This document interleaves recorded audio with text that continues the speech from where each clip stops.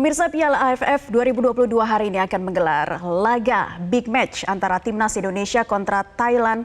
Kedua tim tengah bersaing ketat di klasemen Grup A. Thailand menduduki puncak klasemen sementara Indonesia tepat di bawahnya dengan jumlah laga yang sama. Seperti apa pertandingan skuad Garuda kontra skuad Gajah Perang sore ini? Kami akan membahasnya bersama dengan pengamat sepak bola Muhammad Kusnaini. Selamat sore, Bungkus. Salam olahraga. Jaya, Naila. Baik, Bungkus, meskipun di atas kertas tim Gajah Perang ini lebih diunggulkan ya, namun bermain di kandang sendiri tentunya ini kita harapkan juga ya menjadi suntikan semangat tersendiri bagi Timnas dalam laga nanti. Sintayong mengatakan Timnas saat ini dalam performa terbaiknya. Bagaimana Anda melihat kekuatan Timnas dalam menghadapi laga nanti, Bungkus?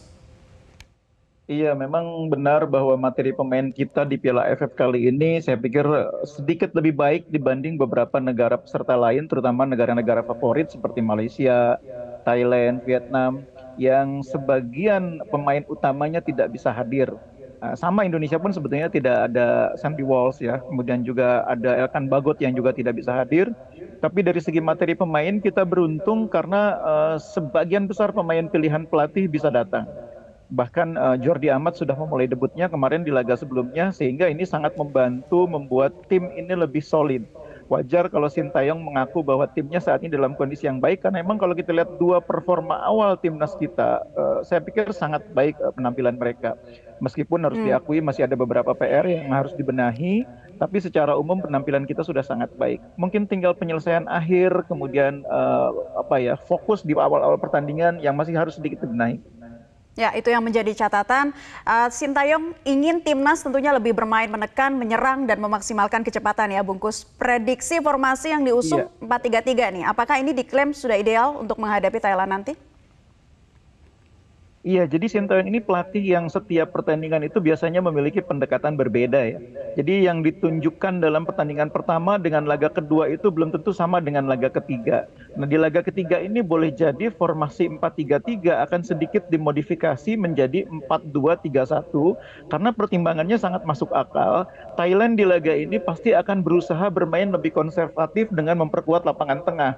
Sangat mungkin kalau kita lihat dari susunan pemain yang sudah beredar, itu Thailand hanya akan bermain dengan satu orang striker ya, Terasil Dangda. Tapi mereka menguatkan lini tengah dengan 5 pemain. Kuncinya ada di 3 pemain senior, ada Sarah Hyuyen, ada Ekanit, dan ada Teraton Bunmatan. Makanya Sintayong sangat tepat memasukkan 2 gelandang bertahan di tengah, Rahmat Irianto dengan Mark Klok. Jadi hanya ada satu pemain kreatif ya, dua lainnya adalah pemain yang bertarung menjaga kedalaman di lini tengah. Sementara di depannya ada Egy, kemudian juga ada Yakob Sayuri, dan ada Witan yang akan bermain di belakang striker Dendi. Ini pilihan yang masuk akal karena Thailand akan bermain cenderung lebih konservatif, sehingga Sintayong juga memikirkan bagaimana supaya tidak kalah di tengah. Makanya formasinya hari ini saya pikir akan bergeser dari 4-3-3 jadi 4-2-3-1. Oke, Bungkus, Thailand ini mengatakan sangat mewaspadai bek baru Timnas ya, Jordi Amat. Nah, ini pemain naturalisasi Indonesia Spanyol yang dinilai memiliki kekuatan yang luar biasa. Apa yang diharapkan dari lini pertahanan Indonesia? Iya, masuknya Jordi Amat terlihat jelas di laga pertama ya, membuat di belakang itu ada seorang pemimpin yang memimpin dan mengkoordinasikan permainan teman-temannya. Itu yang selama ini kita agak kurang rasakan dalam beberapa pertandingan sebelumnya. Bukan berarti Fahrudin tidak bisa menjadi pemimpin di belakang ya, tapi pengalaman Jordi Amat jelas berbeda dengan Fahrudin. Kemudian juga Jordi Amat sebagai pemain belakang juga bisa membantu tim mengatasi situasi buntu dengan kemampuan dia mengirim umpan-umpan jarak jauh yang akurat. Dan ini kelebihan yang tidak banyak dimiliki oleh banyak pemain belakang kita. Nah, dengan kemampuan Jordi Amat mengirim umpan panjang, umpan jauh yang menerobos pertahanan lawan, yang jatuh di belakang garis pertahanan lawan, itu menjadi bonus bagi permainan tim. Cara main kita ini kan banyak menggunakan 2 sisi sayap ya, sayap kiri, sayap kanan. Tapi dalam situasi tertentu itu bisa jadi mengalami kesulitan karena lawan bermain dengan rapat. Nah, dibutuhkan pemain yang punya kemampuan melakukan perubahan dari segi permainan dengan umpan-umpan direct jauh, umpan-umpan panjang langsung di belakang garis pertahanan lawan. Nah, syaratnya pemain tersebut harus punya kemampuan passing jauh yang akurat. Nah, itu yang dipunyai oleh Jordi Amat. Oke, Bungkus, ini bisa dikatakan seperti saat yang tepat ya untuk membalas segala kekalahan yang pernah kita alami dari Thailand di Piala AFF sebelumnya. Apalagi bisa dikatakan ajang balas dendamnya Sintayong untuk meraih kemenangan pertamanya atas Thailand. Bagaimana sih Bungkus menilai timnas agar bisa bermain lepas saja begitu ya, mental utama di sini dan menganggap bahwa apalagi Bapak Presiden rencananya akan hadir ya. 6 laga terakhir kita lawan Thailand kan kita agak sulit menang ya, lebih banyak kalahnya daripada imbangnya bahkan apalagi tapi menang. Bungkus jangan sampai rasa inferior akan Thailand ini bisa hilang di laga ini begitu. Jangan terlalu berpikir soal hasil dari pertandingan ke pertandingan. Yang paling penting itu hasil akhirnya nanti. Kita udah berapa kali jadi runner up. Karena itu yang penting itu hasil akhirnya nanti kita di final bisa juara. Lawan Thailand ini tidak menentukan apa-apa sebetulnya. Kita menang atau kalah pun belum tentu mengubah situasi di persaingan grup. Kita kalah pun kita masih bisa lolos kalau di laga terakhir kita bisa mengalahkan Filipina. Kita menang pun belum tentu jadi juara grup, nanti laga terakhir gimana hasil lawan Filipina. Dan menang pun menjadi juara grup belum tentu menguntungkan karena kita tidak tahu peta persaingan di grup sebelah. Jadi menurut saya jalani saja pertandingan lawan Thailand ini dengan santai, tidak ada beban harus mengalahkan Thailand dan tidak perlu terlalu berlebihan juga menganggap Thailand, Vietnam atau Malaysia itu tim yang luar biasa. Biasa aja permainan mereka itu, kita juga punya level yang sama. Jadi jangan terlalu berfokus pengen menang. Jalanin aja, main dengan bagus, nikmati permainan. Ya, bermain dengan lepas, nikmati permainan, betul sekali Bungkus. Ya, ini kan juga Indonesia akan menjadi tuan rumah ya di Piala Dunia U20 2023, di mana laga AFF ini juga menjadi tolak ukur bahwa Indonesia bisa menyelenggarakan pertandingan sepak bola dengan baik. Apa yang perlu menjadi catatan dari segi pengaturan penonton misalnya, dan hal lainnya agar tragedi Kanjuruhan tidak kembali terulang?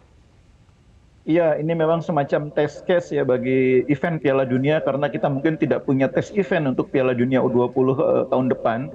Karena itu laga-laga tim nasional, apalagi tim nasional senior yang biasanya mendatangkan jumlah penonton dalam jumlah besar, itu harus kita maksimalkan sebagai kesempatan untuk menguji kesiapan kita. Sekaligus menunjukkan kepada dunia, kepada FIFA minimal, bahwa kita sanggup, bahwa kita tidak punya masalah dengan kesiapan menggelar event besar. Karena itu dibutuhkan kerjasama semua pihak.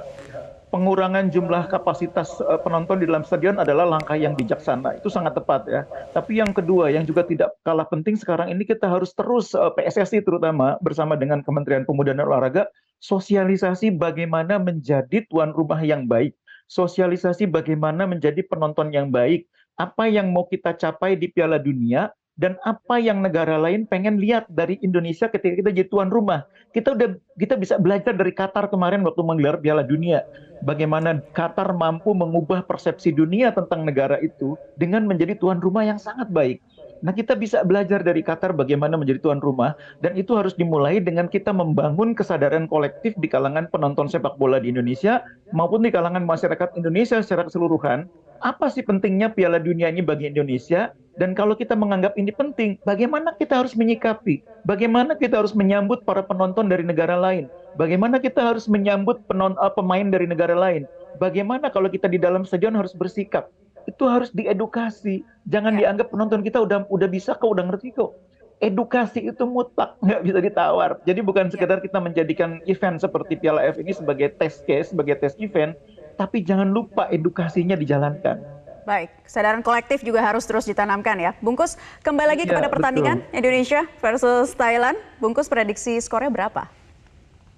Ya, kita pasti pengen menang gitu ya. Cuma saya sekali lagi bilang bahwa nggak penting lah terlalu memikirkan harus menang atau gimana. Saya sih mau nunggunya hasil akhirnya kita juara, karena kita udah berkali-kali jadi runner up. Berkali-kali kita juga pernah mengalahkan Thailand. Yang penting itu nanti di ujungnya harus juara. Yang penting di ujungnya harus juara ya. Semoga euforia dari para supporter kali ini bisa menjadi suntikan semangat tersendiri ya bagi timnas. Kita doakan bersama timnas bisa membawa kemenangan dan bisa menjadi juara. Terima kasih Bung Kusnaini sudah bergabung di kesempatan Metro hari ini kali ini.